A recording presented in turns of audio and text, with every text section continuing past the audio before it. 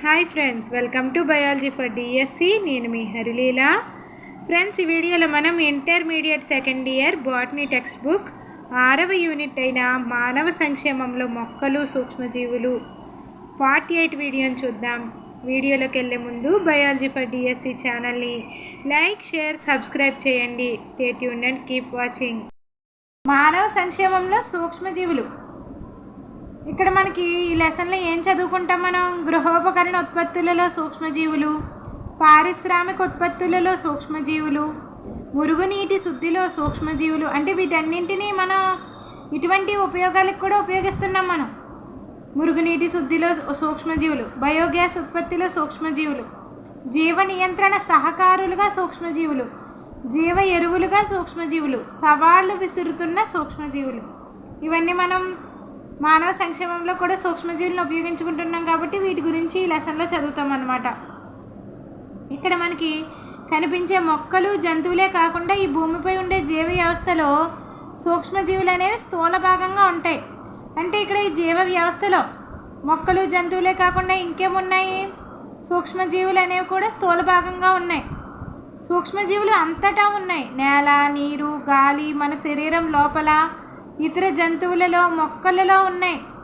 ఇవి ఏ ఇతర జీవి మనుగడకి సాధ్యం కాని ప్రదేశాలలో కూడా ఉంటూ, అంటే చాలా లోతుగా ఉండే వేడి నీటి ఊట ప్రదేశాలలో, గేజర్స్లో, ఉష్ణ మార్గాలలో, థర్మల్ వెంట్స్లో, ఎక్కడైతే మరీ ఎక్కువగా 140 డిగ్రీల సెంటీగ్రేడ్ల ఉష్ణం ఉంటుందో, భూమి లోపల పొరలలో, అనేక దట్టమైన మంచు పొరల మధ్యన, విపరీతమైన ఆమ్ల పరిసరాలలోనూ జీవించి ఉంటాయి ఈ సూక్ష్మజీవులు.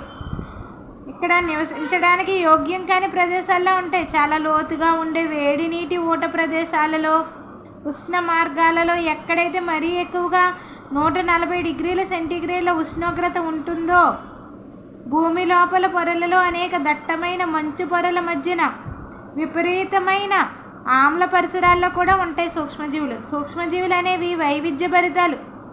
అంటే అనేక రకాలు ఉన్నాయి సూక్ష్మజీవులు, వైవిధ్యభరితాలు సూక్ష్మజీవులు.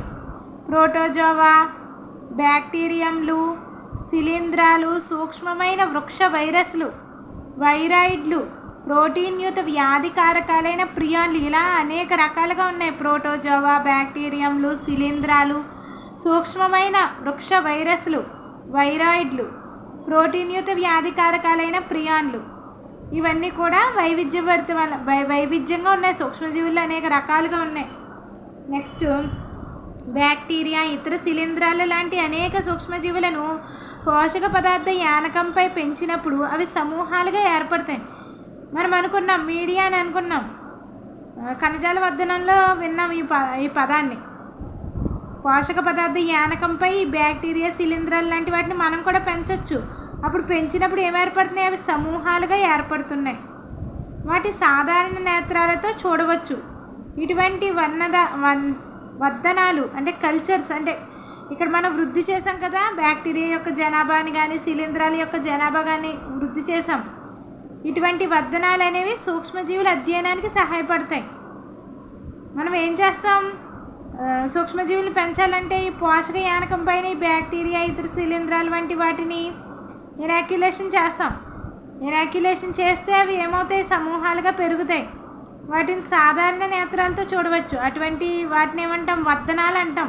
పెంచాం కదా వాటిని, బ్యాక్టీరియా, శిలీంధ్రాలు వంటి వాటిని పెంచాం కాబట్టి వాటిని ఏమంటాం? కల్చర్స్ అని అంటాం. ఈ కల్చర్స్ ఎందుకు? సూక్ష్మజీవుల యొక్క అధ్యయనానికి సహాయపడతాయి ఇవి. నెక్స్ట్, సూక్ష్మజీవులు మానవులలో, జంతువులలో, మొక్కలలో చాలా వ్యాధులను కలగజేస్తాయి. అయితే దీని ద్వారా సూక్ష్మజీవులు అనేవి కేవలం వ్యాధులను మాత్రమే కలగజేస్తాయి.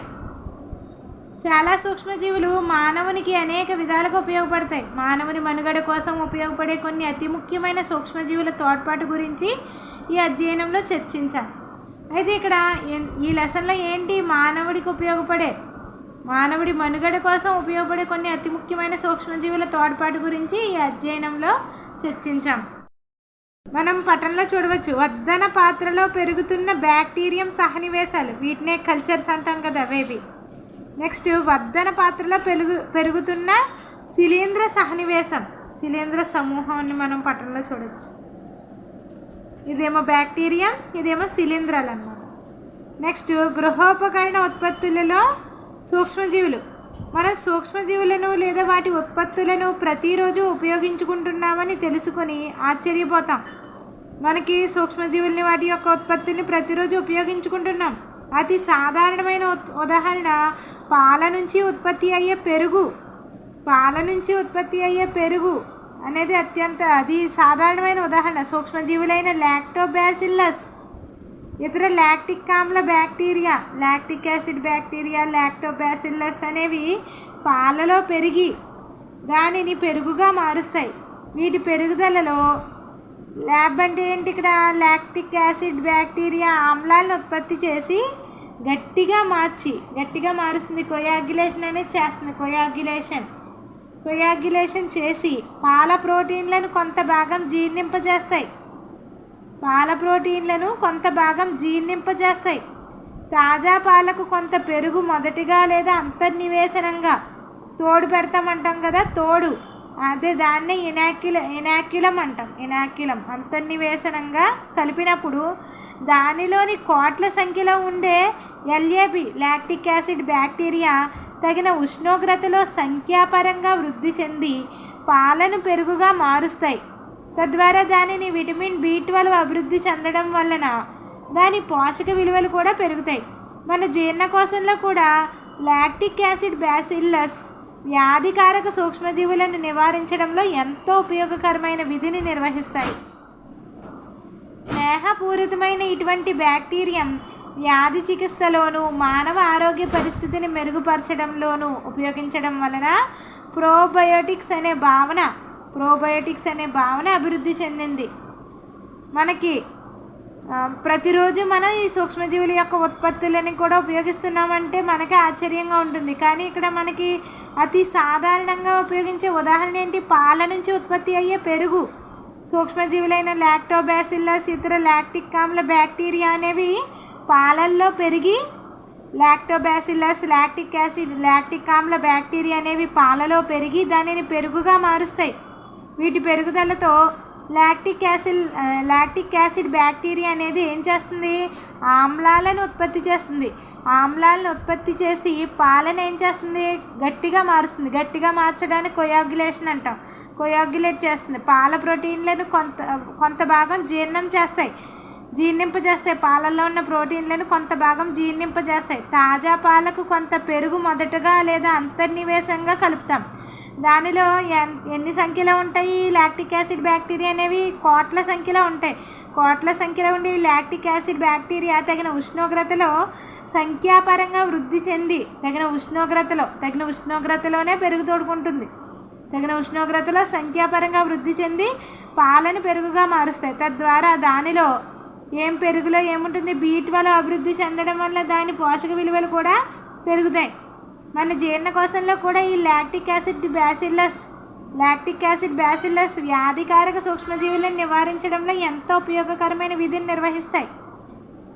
స్నేహపూరితమైన ఇటువంటి బ్యాక్టీరియం వ్యాధి చికిత్సలోను మానవ ఆరోగ్య పరిస్థితిని మెరుగుపరచడంలోనూ ఉపయోగించడం వల్ల స్నేహపూరితమైన ఇటువంటి బ్యాక్టీరియం వ్యాధి చికిత్సలోను మానవ ఆరోగ్య పరిస్థితిని మెరుగుపరచడంలోనూ ఉపయోగించడం వల్ల ఈ ప్రోబయోటిక్స్ అనే భావన అభివృద్ధి చెందింది. పెరుగులో ఏముంటాయి? ప్రోబయోటిక్స్ ఉంటాయి. నెక్స్ట్ దోశ, ఇడ్లీ లాంటివి తయారు చేయడానికి ఉపయోగపడే తడిపిన పిండి దోశ, ఇడ్లీ లాంటివి తయారు చేయడానికి ఉపయోగపడే తడిపిన పిండి కూడా బ్యాక్టీరియంల ద్వారా పులియడం జరుగుతుంది.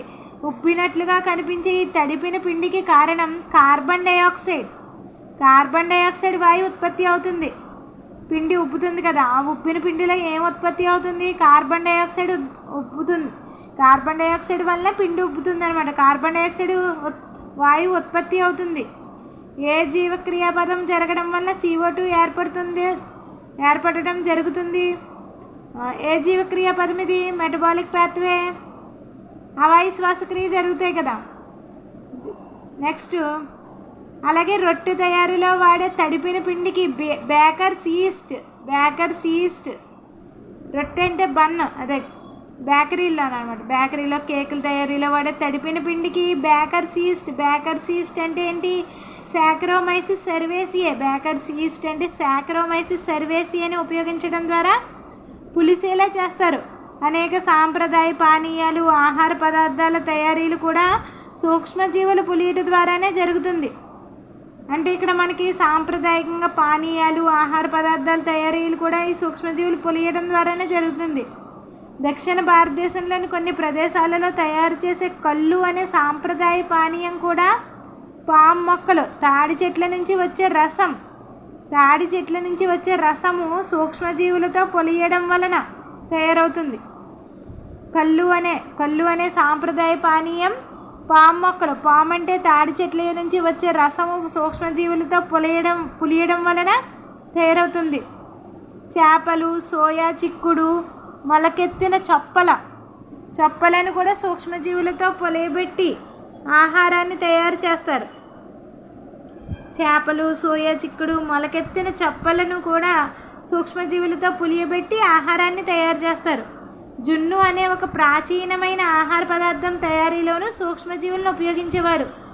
అనేక జున్ను రకాలలో వాటి నాణ్యత, సువాసన, రుచి అనే లక్షణాలు దాని తయారీలో ప్రత్యేకంగా ఉపయోగించే సూక్ష్మజీవుల ద్వారా తెలుస్తుంది.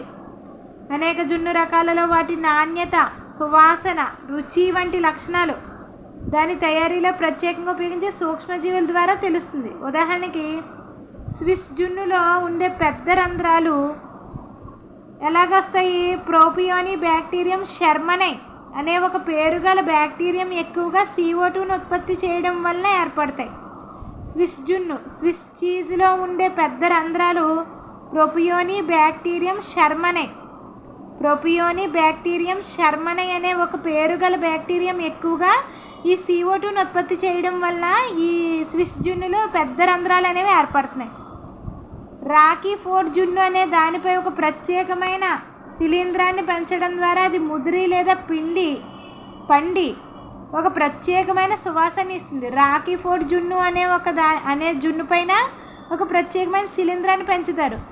అది ముదిరి లేదా పండి ఒక ప్రత్యేకమైన సువాసన ఇస్తుంది. రాకీ ఫోర్డ్ జున్ను పైన శిలీంధ్రాన్ని పెంచుతున్నారు. ఇక్కడ స్విస్ జున్నులో ఉండే బ్యాక్టీరియా ఏంటి? ప్రోపియోని బ్యాక్టీరియం షెర్మనీ అనే ఒక పేరుగల బ్యాక్టీరియం వల్ల CO2 ఉత్పత్తి అవడం వల్ల ఈ పెద్ద పెద్ద రంధ్రాలు ఏర్పడతాయి. రాకీ ఫోర్డ్ జున్నులోనేమో ఒక ప్రత్యేకమైన శిలీంధ్రాన్ని పెంచుతారు. అది పండి లేదా ముదిరి ఒక ప్రత్యేకమైన సువాసనని ఇస్తుంది. నెక్స్ట్, పారిశ్రామిక ఉత్పత్తుల్లో సూక్ష్మజీవులు. పరిశ్రమలలో కూడా సూక్ష్మజీవులను ఉపయోగించి మానవులకు ఉపయోగపడే అనేక విలువగల ఉత్పత్తులను తయారు చేస్తారు. పానీయాలు, యాంటీబయాటిక్లు లాంటివి కొన్ని ఉదాహరణలు. పరిశ్రమల్లో కూడా ఈ సూక్ష్మజీవులను ఉపయోగించి మానవులకు ఉపయోగపడే అనేక విలువ కలిగిన ఉత్పత్తులను తయారు చేస్తారు. పానీయాలు, యాంటీబయాటిక్లు లాంటివి కొన్ని ఉదాహరణలు. పరిశ్రమలకు ఉపయోగపడేలా సూక్ష్మజీవులను ఫెర్మెంటర్స్ అనే చాలా పెద్ద పాత్రల్లో ఎక్కువ సంఖ్యలో పెరిగేలా ఉత్పత్తికి వీలుగా తయారు చేస్తారు. పరిశ్రమలకు ఉపయోగపడేలాగా ఈ సూక్ష్మజీవులను ఏ పాత్రల్లో పెంచుతున్నారు? ఫెర్మెంటర్స్ అనే పెద్ద పాత్రల్లో ఎక్కువ సంఖ్యలో పెరిగేలాగా ఉత్పత్తికి వీలుగా తయారు చేస్తారు. నెక్స్ట్, పులిసిన పానీయాలు. ప్రాచీన కాలం నుంచి సూక్ష్మజీవులను ముఖ్యంగా ఈస్ట్ను ఉపయోగించి ఈ పులిసిన పానీయాలకి మనకి ఉదాహరణ ఏంటి? వైన్, బీర్, విస్కీ, బ్రాందీ, రమ్ ఇటువంటివి.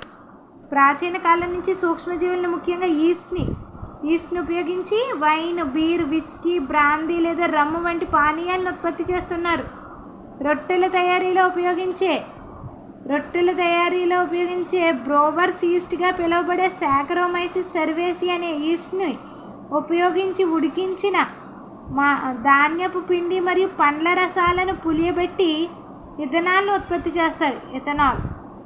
మనకి ఇక్కడ ప్రాచీన కాలం నుంచి సూక్ష్మజీవులను ముఖ్యంగా ఈస్ట్ని ఉపయోగించి ప్రాచీన కాలం నుంచి ఈ వైన్, బీర్, విస్కీ, బ్రాందీ లేదా రమ్ము వంటి పానీయాలను ఉత్పత్తి చేస్తున్నారు.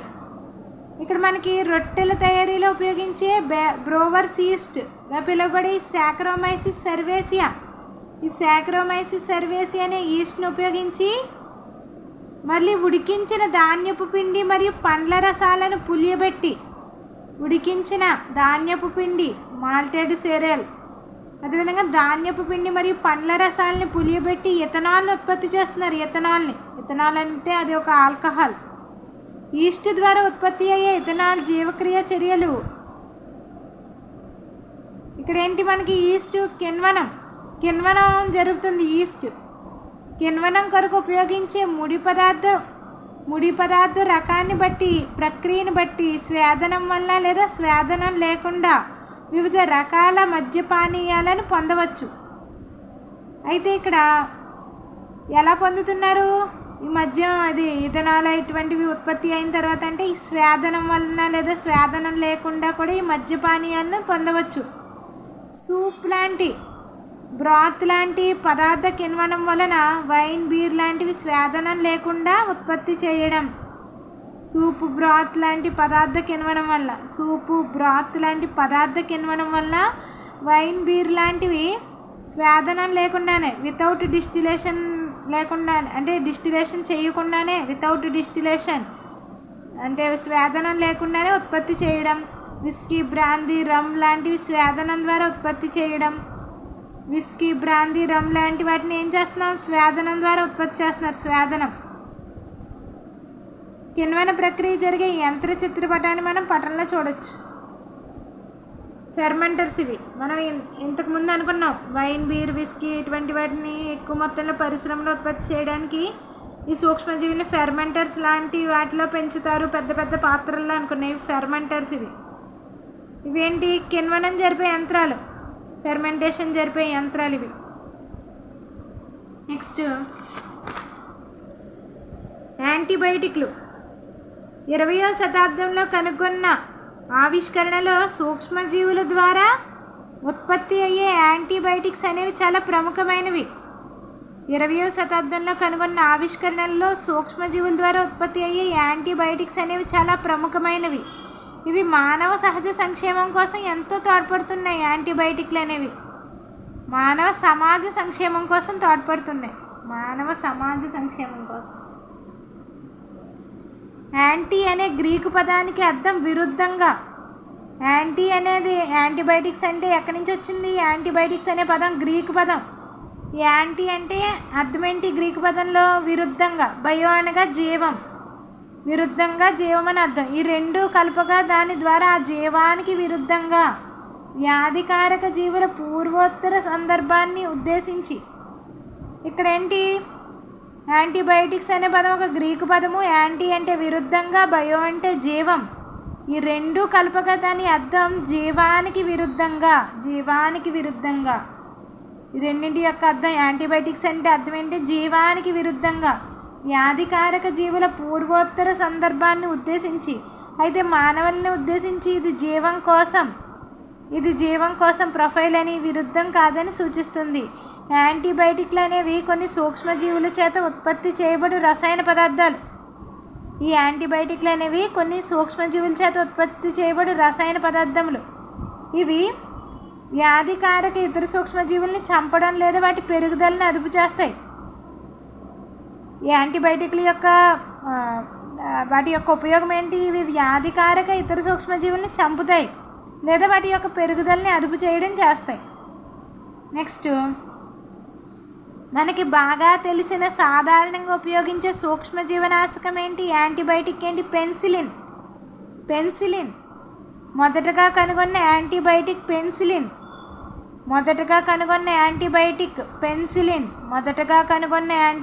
ఏంటంటే పెన్సిలిన్. అది కూడా ఆకస్మికంగా కనుగొనబడింది. మొట్టమొదటిసారిగా కనుగొన్న యాంటీబయాటిక్ పెన్సిలిన్, అది కూడా ఆకస్మికంగా కనుగొనబడింది.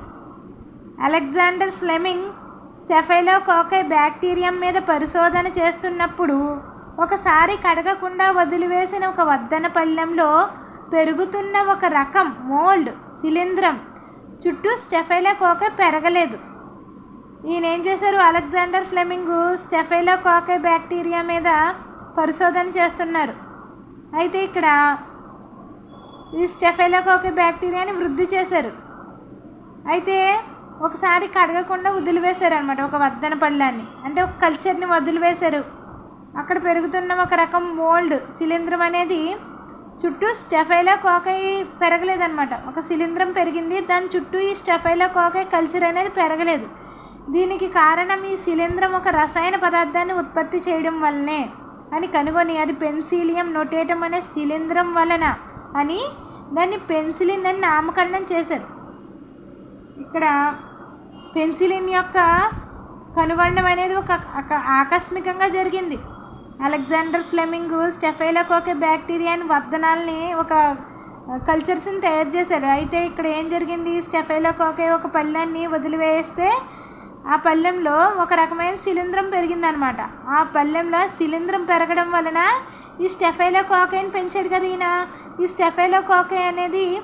స్టెఫైలోకాకై బ్యాక్టీరియా అనేది ఈ శిలీంధ్రం ఉన్న కొంత ప్రదేశంలో డెవలప్మెంట్ అనేది జరగలేదు. స్టెఫైలోకాకై అనేది ఎక్కువ సంఖ్యలో పెరగాలి అక్కడ, కానీ ఈ మోల్డ్ ఒక రకమైన శిలీంధ్రం ఉండడం వలన ఈ బ్యాక్టీరియా అనేది అక్కడ వృద్ధి చెందలేదు. దీనికి కారణం ఈ శిలీంధ్రం మోల్డ్ ఒక రసాయన పదార్థాన్ని ఉత్పత్తి చేసిందనమాట. అంటే అక్కడ ఆ కల్చర్లో ఒక శిలీంధ్రం అనేది డెవలప్ అయ్యి ఒక రసాయన పదార్థాన్ని ఉత్పత్తి చేసింది దాని చుట్టూ. దీన్ని ఏమన్నాము, అది పెన్సిలియం నోటేటం అనే శిలీంధ్రం. ఆ శిలీంధ్రం అనుకుంటున్నాం. శిలీంధ్రం అంటే ఏంటి, పెన్సిలియం నోటేటం. పెన్సిలియం నోటేటం అనే శిలీంధ్రం అది. అయితే దీనిని బలంగా పూర్తి స్థాయిలో అమోఘమైన యాంటీబయాటిక్గా తర్వాత నిరూపించిన వారు ఎర్నెస్ట్ చైన్. ఇక్కడ దానికి పెన్సిలిన్ అని నామకరణం చేశారు. ఎవరు, అలెగ్జాండర్ ఫ్లెమింగ్ పెన్సిలిన్ని కనుగొన్నారు. అయితే దీనిని బలంగా పూర్తి స్థాయిలో అమోఘమైన యాంటీబయాటిక్గా తర్వాత నిరూపించిన వారు ఎవరంటే ఎర్నెస్ట్ చైన్, హోవార్డ్ ఫ్లోరే అనే ఇద్దరు ఈ పెన్సిలిన్ గురించి తర్వాత బలంగా పూర్తి స్థాయిలో అమోఘమైన యాంటీబయాటిక్గా నిరూపించిన వారు ఎవరంటే ఎర్నెస్ట్ చైన్, హోవార్డ్ ఫ్లోరే. ఈ యాంటీబయాటిక్ని రెండవ ప్రపంచ యుద్ధంలో గాయపడిన అమెరికన్ సైనికుల చికిత్స కోసం విరివిగా ఉపయోగించారు. రెండవ ప్రపంచ యుద్ధంలో గాయపడిన అమెరికన్ సైనికుల చికిత్స కోసం విరివిగా ఉపయోగించిన యాంటీబయాటిక్ పెన్సిలిన్. ఈ ఆవిష్కరణకి ఫ్లెమింగ్ చైన్ అంటే ఎవరు, ఎర్నెస్ట్ చైన్, ఫ్లోరీ అంటే హోవార్డ్ ఫ్లోరీ. వీరి ముగ్గురికి 1945లో నోబెల్ బహుమతిని ఇచ్చారు. పెన్సిలిన్ కనుగొన్నందుకు గాను 1945లో Alexander Fleming, Ernest Chain, Howard ఫ్లోరీలకు 1945లో నోబెల్ బహుమతిని ఇచ్చారు. నెక్స్ట్, పెన్సిలిన్ తర్వాత అనేక ఇతర యాంటీబయాటిక్లు కూడా సూక్ష్మజీవుల నుంచి శుద్ధి చేశారు. పెన్సిలిన్ తర్వాత అనేక ఇతర యాంటీబయాటిక్లను కూడా సూక్ష్మజీవుల నుంచి శుద్ధి చేశారు. కొన్ని ఇతర యాంటీబయాటిక్ పేర్లు ఎంతో ప్రాణాంతకమైన వ్యాధులైన ప్లేగ్ అంటే కోరింత దగ్గు, ఊఫింగ్ కఫ్, డిప్తీరియా, కుష్టు వ్యాధి, లెప్రసీ వంటి భూమిపై కొన్ని లక్షల మందిని నశింపజేసేవి. అయితే యాంటీబయాటిక్ల వాడకం వలన చికిత్సా పద్ధతి ఎంతో అభివృద్ధి చెందింది. ఈ రోజుల్లో యాంటీబయాటిక్లు లేని ఈ ప్రపంచాన్ని ఊహించలేం. నెక్స్ట్ టాపిక్ నెక్స్ట్ వీడియోలో డిస్కస్ చేద్దాం. Stay tuned and keep watching.